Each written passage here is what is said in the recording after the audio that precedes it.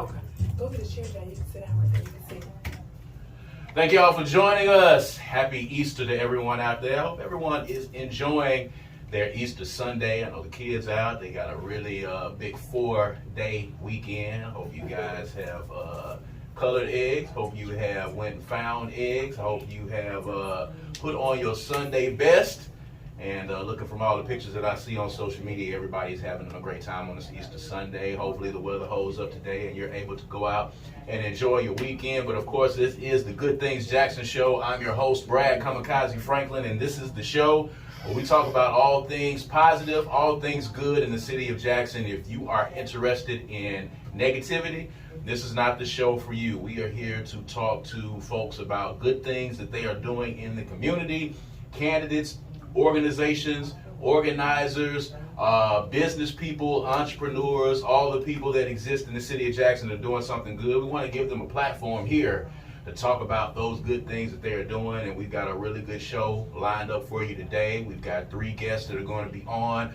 Later on in the show, we're going to have friend of the show, Representative Chris Bell, who's going to be joining us again here now that the legislative session is over, and we're going to be talking about the appropriations that were finalized for the city of Jackson and for Mississippi after the legislative session has ended. And we're also going to talk about him becoming the new chair of the Mississippi Black Caucus as well. So we got a lot to talk to him about. But before we get to our first guest, I always try to start off with a little monologue, and I want to talk real quick to everybody that's listening to me right now in the central Mississippi area. This garbage situation has become a very embarrassing situation for the city of Jackson. I know you guys have followed this show. I know you guys have followed me on social media. If you followed our podcast, if you followed anything that I've done, you see where I have shown you the correlation, of course, of how the state's benign neglect and how racism has been very pivotal in creating the situations that we have with our water systems, with our infrastructure, even with crime, even with the depleting of our police forces. There is a correlation between the state's neglect and what is happening in the city of Jackson. But I got to tell you folks, when it comes to this garbage situation, I got nothing. I have absolutely no cause, no excuse. This situation has been extremely embarrassing for the city of Jackson. I'm disappointed in all of our lawmakers, from the mayor's office to the city council people. And I'm disappointed in the adults and the grown-ups that we have charged to be in charge of this city and to make decisions in this city, and them not being able to come to a consensus. And I came to this revelation on Friday when I had to put my trash on the top of my truck, and I had to drive it to a bin over in Northeast Jackson to dump my trash on my own. It's a blessing that I was able-bodied and physically able and well enough to be able to move my own trash, but there are people who are not able to do so. There are elderly that are not able to do so. There are people who are just not physically capable of carrying their trash, and we have put all of the citizens of Jackson, Mississippi in a very, very precarious and a very bad, and dare I say, a very unhealthy position by them not being able to move their trash. We've heard from both sides. We've heard from the council people. We've heard from the mayor. We've heard from several people about these issues. There have been several town halls. There was a meeting on tomorrow to see if there can be some revolution. And I want to say this, I have looked at this from a legal standpoint. I've looked at this from a moral standpoint. I've looked at it from all angles that it needs to be looked at. And all I can say is on tomorrow that the people that we have tasked with being our leaders in the community, I expect for you to come to some type of resolution that does not put us into some type of legal bind going forward.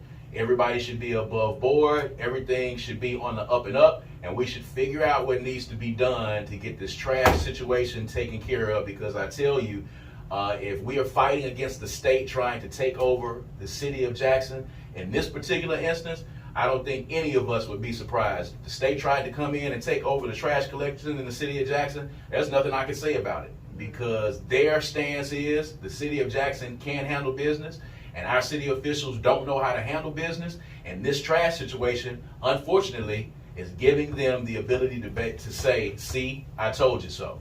And we don't want to give them the ability to be able to say, see, I told you so. I'm disappointed across the board with all of our public officials. This needs to get done. This has been an utter embarrassment for the city of Jackson, and one that could possibly prove to the rest of the state that we're not able to handle regular business every day. I don't care what side of this you're on. I don't care who your preferred vendor is. I don't care who the preferred people is that you want to go with, whether it is Richards, whether it's Waste Management. There are pros and cons on both sides. Follow the letter of the law. Follow the law as the law is supposed to be done. Vote on trash collector, and let's get this over with, and let's go about the business of the city. This has gone on long enough, and you guys have made us a laughing stock in this city. Everyone from City Hall all the way over to the city council people. And speaking as a citizen, and speaking as someone who has had to help people and myself carry my trash someplace when that is not necessary, I think that is it's a dark time right now in the city of Jackson, and we need to fix that. And also, I want to make sure I get a refund on my bill as well, because I've carried out my own trash. So I'm gonna send a invoice to the city of Jackson for carrying this trash out to the street and carrying it out to whatever receptacle that I've had to carry it out to. And I think I speak for a lot of people in the city of Jackson when I say I'm not taking any sides. The mayor's at fault, the city council is at fault, because even if you disagree, you should have the citizens of Jackson's best hearts and minds here on the table. You should have what is best for them should be the most important thing. That should be paramount, and that what needs to get done. So that's my deal on that. We're going to move on. We have two fantastic guests joining us in this segment, and I'm going to let them tell you about what they have going on. But first off, we have Miss Joanna Archie. She is a candidate for Justice Court Judge. Justice Court Judge. Justice Court Judge in District 4, as a matter of fact. And the election is coming up in August 8th. Coming up in August 8th, so that's coming up pretty fast. So, of course, we've seen some candidates come through this show as well. So, Joanna, I'll give you an opportunity to introduce yourself, tell everybody where you're from, tell us your claim to fame, and tell us what you're standing on in your mantra as Justice Court Judge. Thank you. First, I want to thank you for having me, and happy Absolutely. Easter to everyone out there in Radio Land. Thank you for my Easter bag, too, as well. Thank you. I haven't got one of those in a while. I'm way past the point of being able to get Easter bags and You're baskets. welcome. So I appreciate You're welcome. it. Thank you. But again, my name is Joanna Archie, and I'm running for Hinds County Justice Court Judge in District 4. District 4 is South Jackson, Clinton, Raymond, and Byram. Okay. I grew up in South Jackson, graduated from Timberline, Sidewell, and Forest Hill High School. Okay. So I am from Jackson. I understand when you talk about the issues going on in Jackson. I love Jackson. You know, that Jackson is me. That's who, that's who I am, Jackson. After leaving high school, I went to Hinds Community College at Alabama State University. I have my degree in criminal justice. And so I even came back home and I started my career with the Jackson Police Department, 22 years as a certified police officer. As a Jackson police officer, I patrolled Precinct 1, Precinct 3, and also Downtown Patrol. And so I'm running for Hinds County Justice Court Judge because the things I did as a police officer, I'll handle on the bench as a judge. I wrote traffic citations, those will come through Justice Court. I made misdemeanor arrests, felony arrests, that'll come through Justice Court, and handle civil cases on the street. So real quick, because we've had other judge candidates here for the Chancery Court as well, so I like to give our listeners a little civics lesson if they were asleep when they were in school. So there's a difference between the Chancery and the Justice Court judges. Talk exactly about what the duties are of the Justice Court Judge. What are the cases that you'll be seeing? Hey, Justice Court judges handle civil cases involving amounts up to $3,500. That's all they can handle in Justice Court. Okay. Also, they'll handle on the criminal side misdemeanor cases like misdemeanor arrests, some like simple assault, domestic violence, petty larceny, also traffic citations. If you get a ticket through like MHP, county, they'll come through Justice Court. Justice Court judges can conduct bond hearings on felony cases also. Okay. So those are the things that will come through Justice Court. Justice Court judges can also marry. So those are pretty much, that's Justice Court. Okay. So you have experience as being a law enforcement officer. Correct. And, I definitely want to talk to you. There are two things that are going on, and I don't know how closely you were watching House Bill 1020 as it was coming through the Right, legislature. That affects law enforcement officers and it affects the judges as well. Talk about some of the things that you saw as a police officer, as a law enforcement official, that you feel like you could help with now, and if you are elected to the bench as a justice court judge. What are some of the things that you saw when you were out on the beat, you saw on the streets, and you were like, man, I really wish that I could be in a position to kind of help this. I feel helpless in this position, Right. but maybe there's another position that I can get in and kind of help a little bit. So what were some of those things that stood out to you the most? Not so much as with the Jackson Police Department, because after I left there, I went to MDOC as a parole probation officer. Okay. And so I supervised convicted felons once they were released from prison. And so I had about 200 to 300 on my caseload. And so when they came out, I had to make sure that they worked their way back in their community and that they were productive citizens in their community. So I had to make sure they were employed, they had education, any type of resources they needed to help them.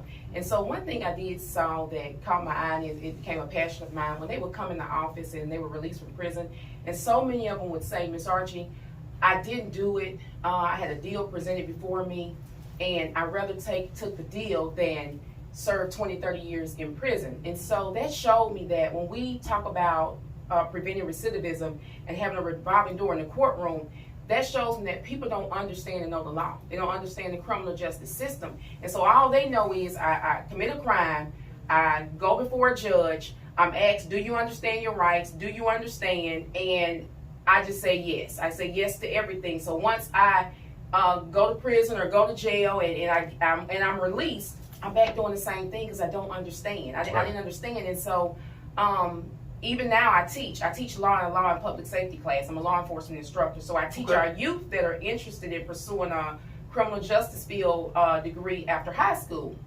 And so they don't understand the law. So we are asking our children and some of our adults to follow laws that they don't understand and they don't know. And so I think if we would get our youth involved, they need to know what justice court do, what chancery court, county court, absolutely. Circuit court. They need to even know what's going on at the state capitol, what's Absolutely. going on in Eddie Fair's office, Absolutely. at the tax assessor office. Yes, Until yes, we can indeed. get our youth involved, they're going to continue to commit crimes. When you turn your TV on at night or in the evening, what's the age group? About 13 to about 19 years old. Yeah. Because they don't understand law. It's like a parent telling your child, do this and do that, but not showing them how to do it. How do you feel like you can change some of the mindset? What do you feel like you can do differently if you're on the bench as opposed to what you feel like is getting done right now? Right. Well, justice court, I believe, there's so many alternatives that you can give to help people. I want to get our youth involved. I want to have, go into the communities, have community meetings where the youth come in and we teach them law. We teach them what's going on in the community. And so I want to do that, and I wish that other elected officials would do that other than around election time. Get out and try to do things like water, clean up, even taking the rolling fork. I've seen some things with the rolling fork issue that they are taking and flashing pictures that they're doing. Yep. And I'm not knocking any of that because you could be helping out the kindness of your heart. Right. But if we would year round stay in the communities, get the youth involved, especially summertime, especially spring break, Christmas break, when they're not in school, not doing anything, let's show them the way, show them what we're doing, because whether we believe it or not, they're coming up after us. Right. And so they need to know what to do and how to do it. The youth that I teach now, they're interested in what I'm doing. I took the time out. One of our circuit court judges invited us into her courtroom for them to watch a first-degree murder trial. Okay. There was a young man around their age when he committed the murder, 16 years old. He was on trial at the age of 20, and so they were able to understand how court is ran, how jury is selected, how the prosecutor, the defense attorney, everybody, how everything plays a part in the courtroom, and now they understand how it works. Right. And so it also showed them the choices they make, what can happen. Right. And so I took them to the Rankin County Crime Lab, They were able to see what goes on in the crime lab from a day to day, what law enforcement officers do when we, present evidence and bring it in. And so, like I said, if we can get our youth involved, if we can get some of the adults involved that don't understand law, I believe we can prevent recidivism in the courtroom. And back to your question, if I'm elected to take the bench, I'm going to stay involved in our community, especially with our youth. So let's talk a little bit about the conversations that happened around House Bill 1020 and, the supposition from, lawmakers who do not live in this area that, there is a need for more judges, the cases that are backlogged in Hinds County. And I want to talk to you a little bit about that, and I want to get your views on that. You've been a law enforcement officer, you worked in probation area, federal officer, and now you're talking about running for justice court judge. So when you heard those conversations around what we need to do to help to curb crime in Hinds County, and that's by adding more judges and judges that will not be elected by the people, what are your thoughts on that? We're only adding more judges to put more people behind prison bars. In my opinion, arresting it seems like to me that bill would just be arresting our problems, and we can't keep arresting our problems, because when we continue to arrest our problems, that's the revolving door in the courtroom. Nobody's being helped. And you got the next generation coming. The next generation is the same thing. So I feel like it's just arresting our problems and just putting more judges up there to move cases faster through Hinds County. I say that all the time, that you can't police away this problem, and you can't arrest away this problem. You can't just continue to put people in jail. That's not going to fix the issue of crime. Crime is an issue that has a lot of causes, a lot of root causes, and if we don't get to those causes, you're still going to have people out on the streets committing crime. You're just going to have them backed up in jail somewhere, and you're going to have to continue to keep building jails, or you're going to continue to have deplorable conditions at these jails. Real quick, what do you feel like as a judge you can do to offer alternatives when you see somebody in front of you that is salvageable, somebody that wants to turn their life around? What are some options that are available to them? What are some options that you feel like you would provide? I'm glad you asked that question, because as a parole probation officer, that's what I had to do. I had people that were released out of prison or released from the courts. They were salvageable. They really wanted help, and they didn't know how to go about it. I sat down with family members, so I provided, they needed inpatient, outpatient treatment services. I have those type of connections. If it was just something simple as, Ms. Archie, I can't find a good job, can you help me find a job so I won't go back to the life of crime that got me where I am right now. And so those are the type of resources in that I would go out, find for them, help them, get them involved. So as a justice court judge, especially in justice court, I'll have those same type of resources at hand to help people that stand before me. Now, don't get me wrong. It's some people that don't want help. Right. And those people need to be handled within the guidelines of the law, because they just, I don't care what I know, what you tell me, I'm going to do what I want to do regardless. And so those are the ones who will be handled within the law, but there are some people who just grew up on the wrong side of the tracks.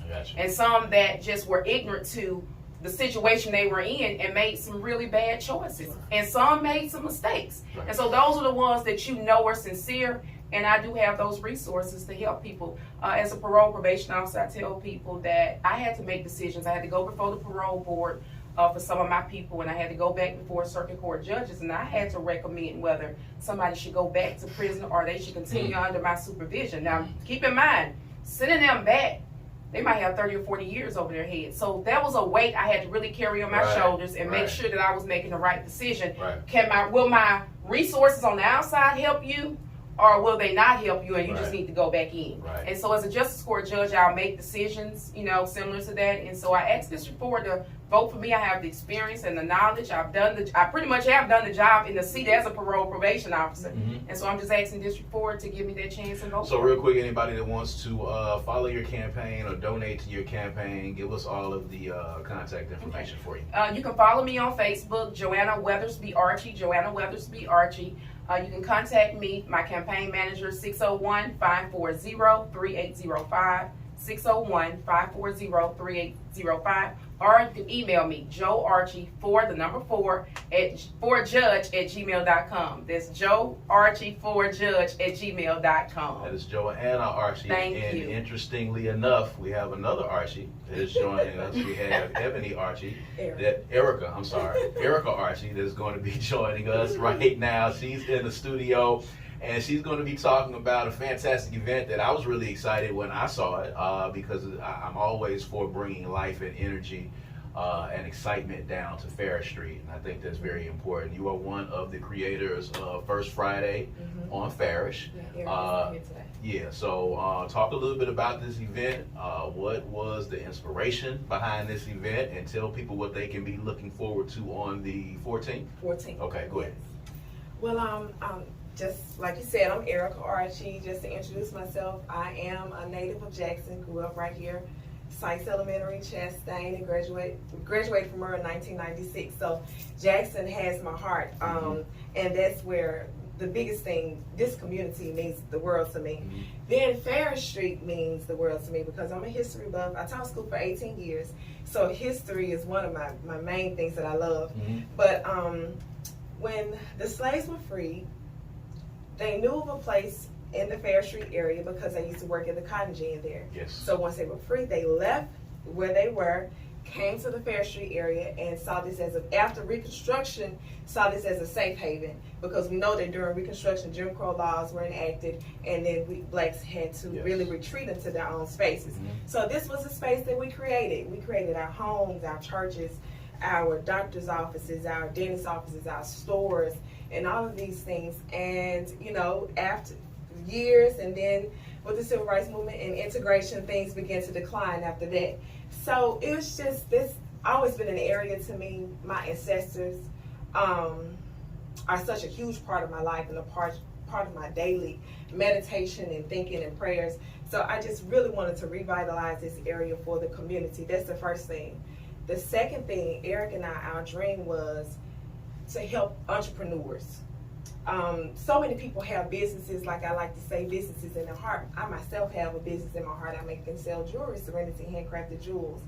So to give someone a place where they cultivate their dreams, they speak about their dreams to others, they talk to others about the type of businesses that they have, to have a permanent fixture for that every first Friday of the month up until the end of the year, is very important to us. And First Friday is only the first step in what Eric and I have planned for this area. We want to continue to build. We have a mission and a vision that is huge, and we need the support of the community. We need the support of these businesses. We're also looking for sponsors to help out with what we have going on. So that's what we're doing on First So Friday. Eric has been an anchor on that street for a long time. He has. And he has done a lot of things. He has joined us in Juneteenth. He's done a lot of things around the entire city. So he is very involved in the community. I think this is a great thing. I think also bringing some life to that end of Farish Street, because Farish Street, encompasses several blocks. So, with him being up closer to the monument end of Farish Street, of course, you need some energy up there too as well. So, what are some of the things that people can expect when they come to First Fridays on Farish? What can they expect to see? What are they going to be walking into? Just describe the scene and what it's going to look like on the 14th. Like you said, we felt it was important to bring some life to that end. So we have the street blocked off from Oakley. That's the street that runs right in front of Johnny T's, all the way down to Monument. And from Oakley to Monument, at Oakley, we don't want a beginning or an end. What we visualize is people coming from all different angles. Right. Some coming from Monument, some coming from the Oakley situation. So what we near the Oakley end, we'll have a stage. And the stage, we have several live bands and things like that lined up. We have a comedy show lined up. And then near the other end, closer to Monuments, we'll have a tent where we have demonstrations. This month we'll be talking about health. So we'll have the juice lady is going to do a demonstration about the benefits of juicing. I have some other vendors who are going to be doing some things just to have people come in, sit down, talk about, give people ideas on how to live a healthier lifestyle. Eric and I are going to be talking. One of my vendors, Just Stress, does Reiki. She's going to be talking about the benefits of Reiki. We have 2 massage therapists that are going to be there. They don't know it yet, but I have them on the list to come in and talk about the benefits of massage. And then we have like 60 plus vendors in between all of that. So we have people who make their own soaps and medicines and jewelry and clothing and food, and we have like I think it's like 6 food trucks slated to be down there. I don't have all of mine, but 60 plus vendors with all types of wares. I have some medical professionals that are going to be there. Security will be strictly enforced. Real Deal Security is doing our security. We also have a Hinds County deputy who's going to be on site for us. We also have Victoria with Alexander Home Care. She's going to be our medical personnel that's on site. So we've thought about everything. And then we also have Amanda Farish and Shaniqua Leggett. I'm going to say Shaniqua's last name correctly. But they're going to have like an open mic situation. So it's going to be, we're calling it the art and poetry experience. We're going to have some artwork in there detailing some of the history of Fair Street. Yeah. And some of the vendors will be located in there as well. So we're going to have some poetry going on. We're going to have some sip and paint going on in that building, and all of this will be on Fair Street. Eric also has a sports bar that he's going to introduce to everyone called The Sip, and that's going to be open as well. It's going to be on Fair Street? Yeah. Really? It's on Fair Street. So he's going to be introducing that, and he's going to have things going on inside the sports bar. The sports bar is actually right next to Herbal Blessings. It's attached to the building, so he's going to introduce that to everyone. That is amazing. A lot going on. All of this is going to be free. All you got to do is just drive up and park and walk up on the 14th. All of it's What free. time does it start again? 5:30 to Okay. 9:30. Okay. And even Mark Rowe and Tasha Rowe, he and his wife are joining us. They're going to be on Church Street with some things going on as well. So we're hoping that others do like they did and say, okay, we're going to come down and join you all. We're going to have something going on in our space I as like well. the sound of that. So if people want to get in touch with you, if they want to sponsor, or is there still time for vendors to get involved Yes, as well? there's still time for All vendors. right, so what's their contact information? The contact information is Erica Antoinette Archie on Facebook. You can reach me there. My email is ericaarchie31@gmail.com. You can also please follow us on Facebook at First Friday on Farish, and you can reach me there as well. Eric's number is 601-517-5740 if you want to get in touch with him. I can't think of his email right now.